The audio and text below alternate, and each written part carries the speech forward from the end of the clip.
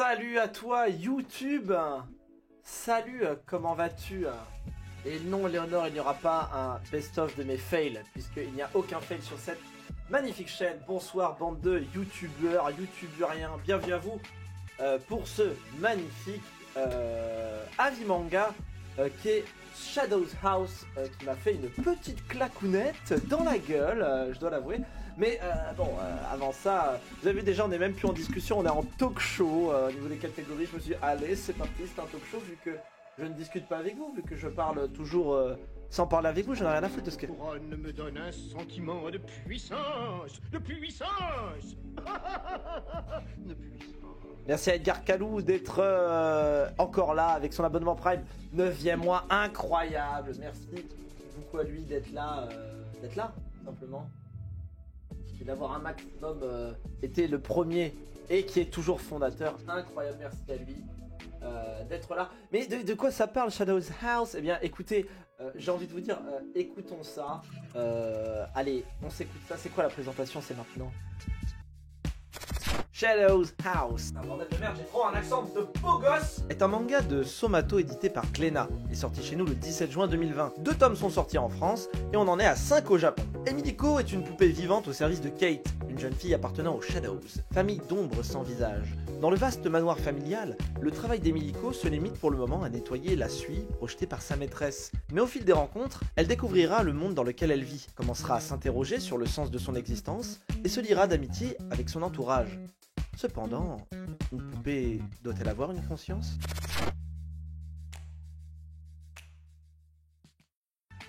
Alors bien sûr, bienvenue à Colette, Edgar, Alerte au Sushi, Siog, Crèche 35, Léonore, le Flamant Rose, Fun Live, mon cousin qui est là, merci Corne de Veau d'être là aussi, et voilà, je crois que j'ai fait le tour, et Mister MWK, Dragon Noir aussi, excusez-moi, j'ai pas vu, et voilà.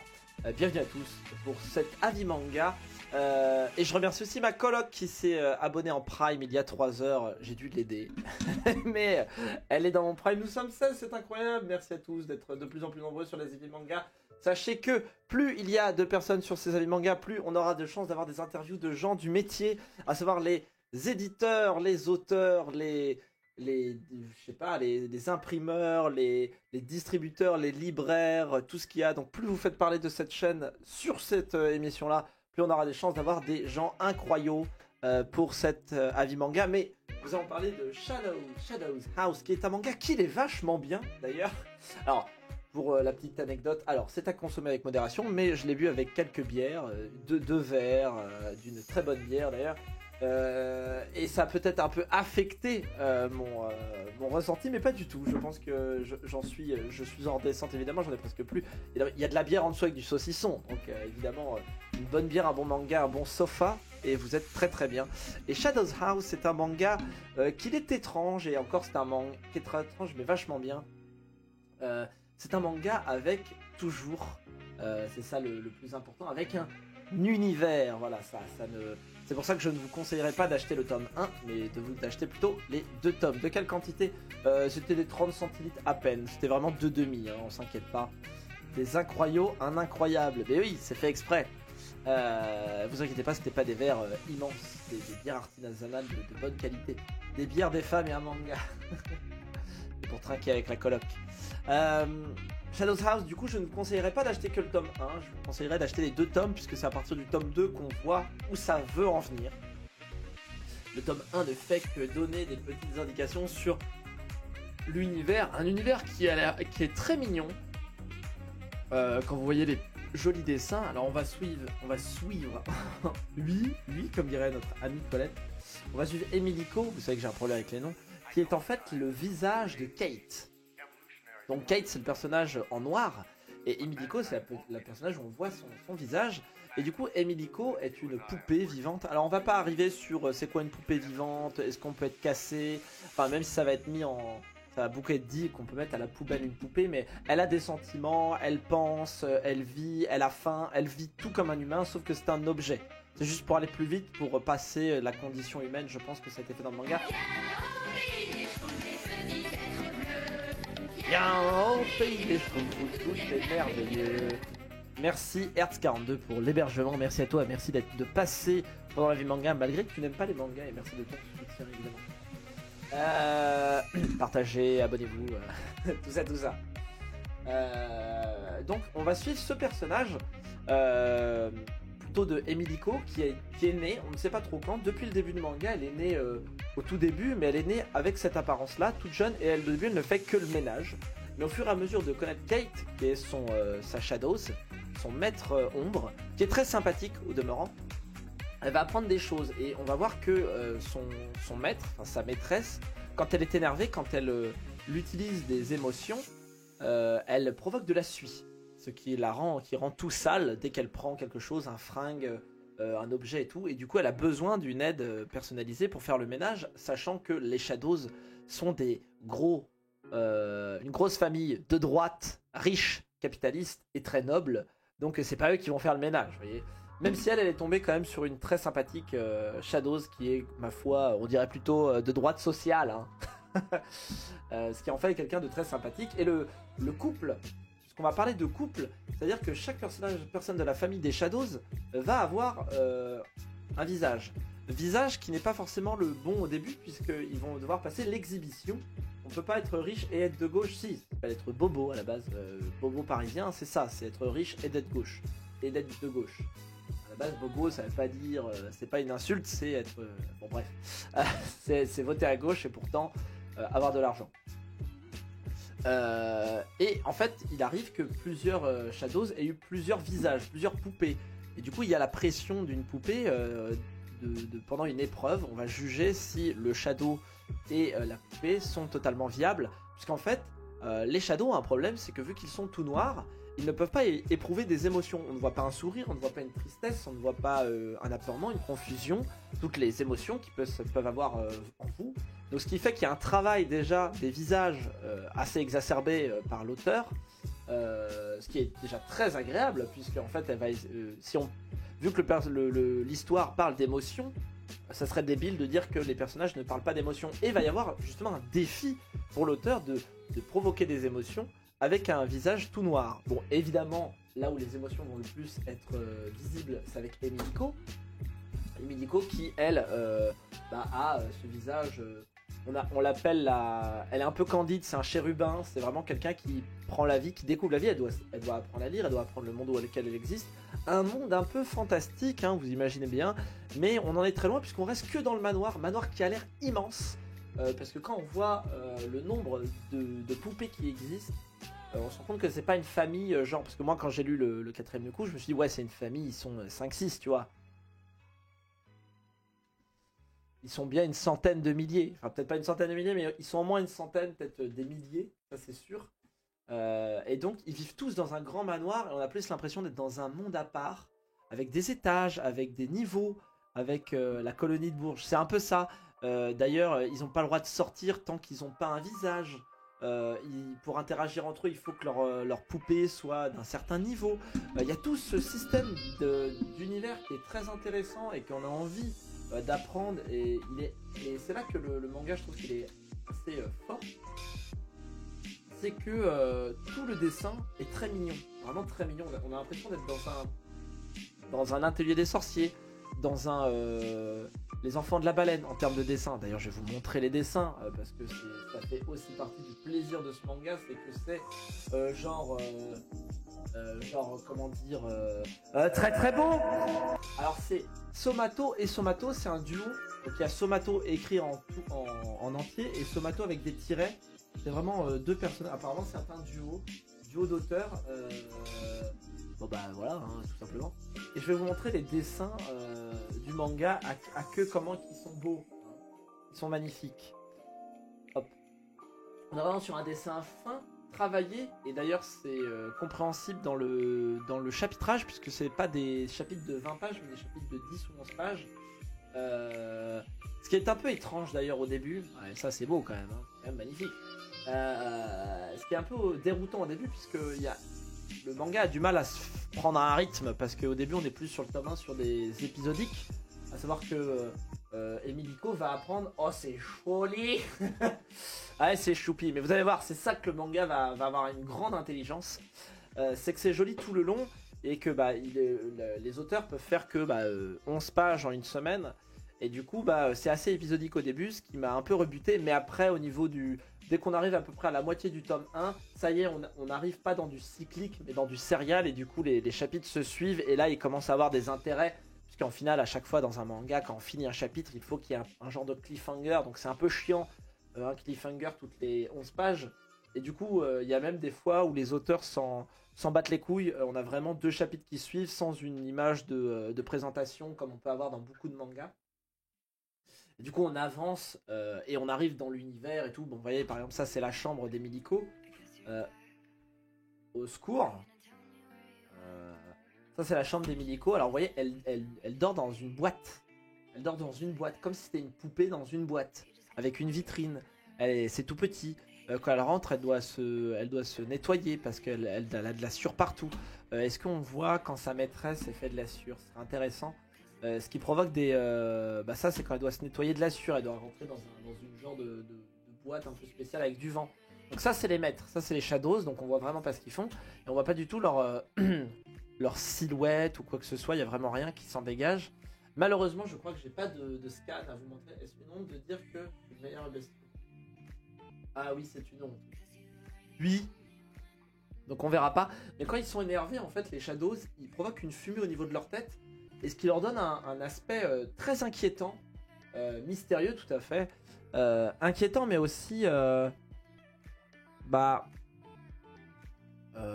séduisant. Je ne saurais pas dire, mais il y a ce côté un peu...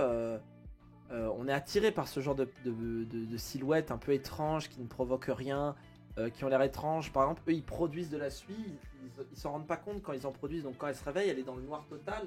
Et c'est pas parce que tu es noir à l'extérieur que tu es noir à l'intérieur. Et d'ailleurs, cette scène-là que je vais vous montrer est assez horrible, puisque, alors, il y a différents types de maîtres. C'est à nous d'imaginer le visage du... Bah non, parce qu'en fait, c'est pas toi d'imaginer les visages, puisqu'en fait, la poupée qui est à côté doit servir de réceptacle à ce visage. C'est pour ça qu'ils ont créé ces poupées-là. C'est ça que c'est intéressant, parce qu'il y a le paraître et ce qu'on a à l'intérieur de soi. Par exemple, une poupée peut mal interpréter ce que dit son maître. Et du coup ne pas avoir le visage incroyable. Et d'ailleurs entre les poupées, elles sont potes. Et elles peuvent se faire la gueule parce que on peut avoir une poupée était avec sa maître ou son maître ou sa maîtresse, montrer une tête horrible, genre t'es une connasse, machin, je te juge. Et le lendemain, ouais mais c'est pas moi, c'était juste les sentiments de ma maîtresse. Moi j'y suis pour rien.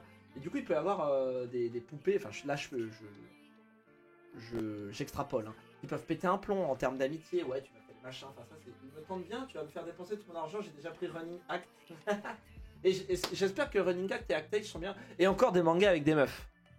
Et d'ailleurs cette scène là, c'est pas trop un spoil, c'est pas un spoil du tout, mais cette scène est assez forte puisque vous avez vu que le dessin est assez mignon. Et en fait, il y a une des poupées qui, pour apprendre, demande à sa maîtresse de se faire battre. Et en fait, c'est là que le manga est incroyable, je trouve, et qu'il arrive vraiment son pari. C'est que on va être dans un univers tout mignon qui a l'air très noble, très sophistiqué, très tendre, très dans l'apprentissage. Mais on va se rendre compte qu'il y a des maîtres et des maîtresses qui sont très sournois, vils, qu'il y a des poupées qui s'entraident pas, que la règle numéro 1 d'une poupée c'est de ne pas penser, parce que s'ils pensent, les poupées, si elles pensent ou ils pensent, il y a aussi des garçons, hein. Plus c'est mignon, plus la violence est marquante, tout à fait. Leur but c'est d'être juste le réceptacle de leur maître. Donc en fait leur but c'est pas de penser, c'est juste d'effectuer. Sauf que c'est eux qui ont l'air d'être le plus humain. C'est eux qui ont le plus d'émotions. Et du coup il va y avoir cette dissidente qui est Emily Colli. Merde, je sais plus son nom, excusez-moi. Emilico, qui est un peu dissidente, qui est un peu teubée. Enfin elle est pas teubée, elle est juste hyper gentille, elle est hyper attachante.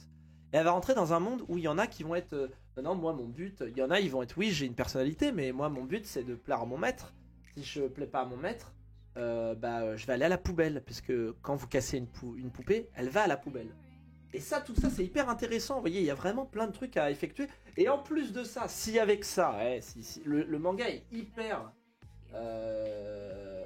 généreux. Parce que en plus de ça, on vous montre que la sueur des shadows... Si elle s'emmagasine, elle fait des déviants ou des agrégats et ça devient des monstres de suie. Et ce qui fait que dans le méga manoir, il peut y avoir des monstres de suie qui se baladent.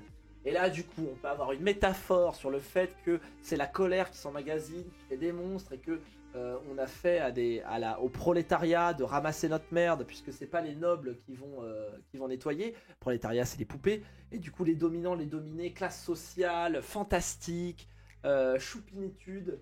C'est pas un énorme rapport, mais ça me fait penser à Inamaziawa avec le scénario qui n'est pas en accord avec le chara design. Bah là, c'est en accord parce que on est quand même dans un monde noble, choupinet, mignon, avec des enfants pour le moment, alors qu'il y a aussi une autre extension, on nous parle qu'il y a une extension avec les adultes. On a envie d'y aller. Et il y a des endroits où les poupées n'ont pas le droit d'aller. D'ailleurs, les poupées, elles vivent en dessous de l'étage de leur maître pour qu'ils y aient accès par des conduits d'aération un peu bizarres. Le côté, si je plais, je suis remplacé. Si je peux pas, je suis remplacé. C'est vraiment cool parce que du coup, certains vont cacher leur véritable humanité. Bah, c'est pas des humains, c'est des poupées.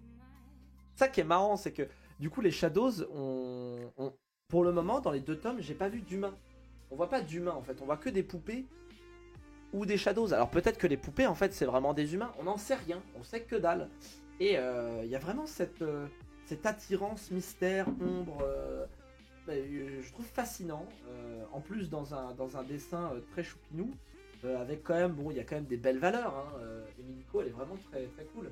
Je vais devoir vous laisser, pas de soucis à l'Arto Sushi. Bon, déjà, t'as eu la vie générale, on est à 20 minutes. Mais vraiment, il y a vraiment tous ces aspects-là qui sont intéressants. Qui donne envie d'être creusés. Bisous, bisous. Et qui sont creusés, hein, parce que on y va petit à petit, c'est-à-dire que tome 1, on vous présente l'univers, et après on vous présente les relations entre les personnages. Il commence à y avoir des rapports de force qui sont intéressants. Il commence à créer une hiérarchie, du coup, rapport de force, voilà. On voit vraiment des choses...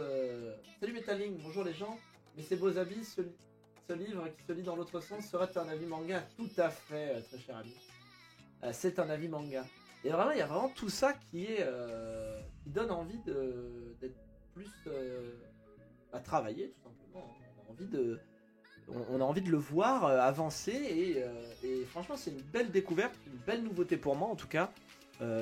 Je vous présente que des mangas que j'aime, hein, évidemment, mais celui-là, ça peut être le coup de cœur du mois sans vraiment hésiter. De tous ceux que j'ai lus depuis les 3-4 semaines, celui-là, c'est celui qui m'a fait vraiment un coup dans l'œil, quoi. Il m'a tapé dans l'œil, il est qualitatif par son contenu, par son contenant. Après, j'ai eu des erreurs d'édition sur le tome 2 de Glénat. Là, c'est à déplorer. Il y a eu quelques fois où l'impression est mal passée. Du coup, les noirs sont pas super beaux. Mais ce qui est d'autant plus dommage, puisque l'auteur travaille sur ce travail de noir et blanc. Parce que là où vous allez vous trouver ça incroyable, je vous remets un peu des scans. Est-ce que vous avez remarqué comment était Miniko? Comment est habillé Miniko? Et Miniko est toujours habillée avec des robes sombres.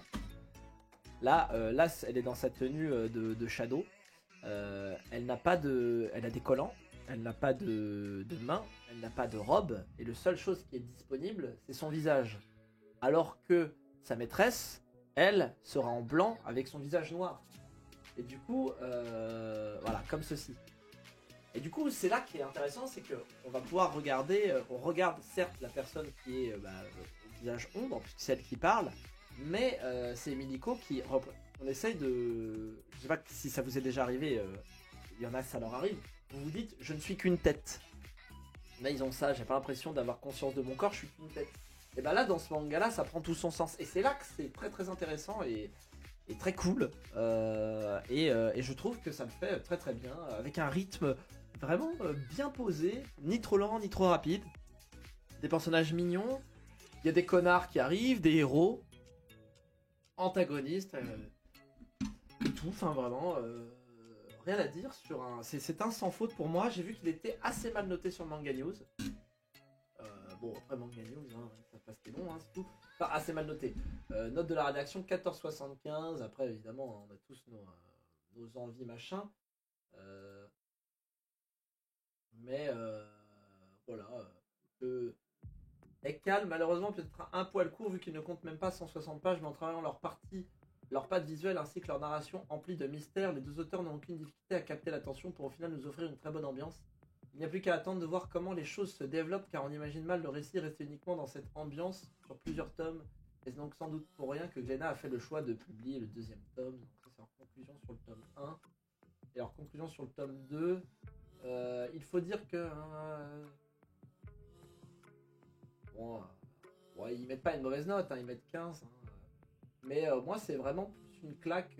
Enfin je me dis de tout ce qui sort en Seinen, il a une proposition. C'est ça qui est intéressant. Je trouve qu'il a une proposition, il a un truc derrière.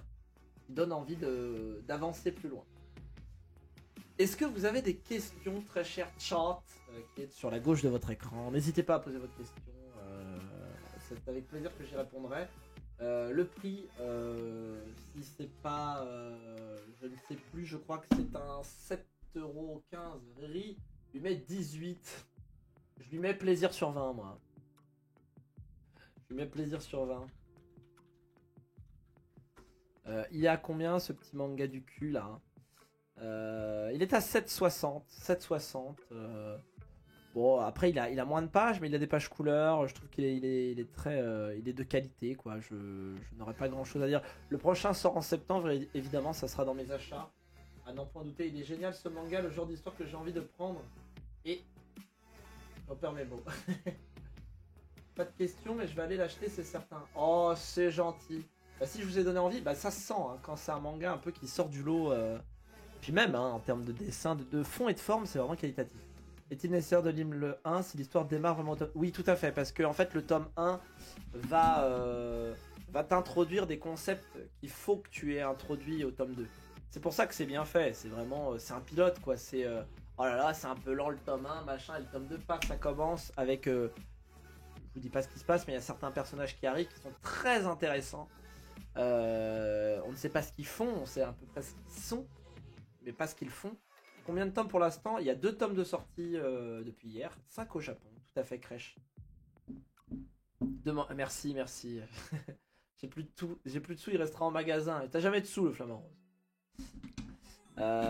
Non, en vrai, ou sinon à emprunter en bibliothèque, dans vos CDI, emprunter aux copains, évidemment. Il n'y a pas que les achats hein, qui sont disponibles, tant que vous évitez les scans. Moi ça m'arrange, mais vraiment qualitatif de ouf. Hein. Puis ne serait-ce que les décors et tout, du tout. On peut même commencer par le série. Edge la vilaine. Voilà, on en a terminé avec cet avis manga. J'espère qu'il vous a plu. N'hésitez pas sur YouTube à rejoindre la chaîne Twitch et à partager aussi ces vidéos avis manga, même si c'est pas forcément le format le plus intéressant sur YouTube, mais on pense à vous YouTube, à vous qui consommez les VOD par petites miettes et tout. N'hésitez pas à liker, le pouce bleu, la cloche, l'abonnement, donnez votre argent à Riri, donnez des idées à Riri. Riri est vraiment quelqu'un d'intéressant, n'hésitez pas à venir. Bye les pauvres de YouTube. Ou les gens qui n'ont pas le temps de venir évidemment. Et évidemment celui-là c'est le coup de cœur du mois. Hein. Franchement je pense pas avoir un truc aussi fort que Shadows House. On se dit des bisous. Salut à toi très cher YouTube. Et nous on va jouer aux jeux vidéo. Et peut-être qu'on va entraîner le cousin sur Overwatch. Et là ça peut être marrant. Salut Stodiman, je te lance la présentation juste après l'enregistrement. Des bisous. Bisous. Oh l'amour, j'ai trop adoré. J'ai adoré ce manga, putain bordel de merde.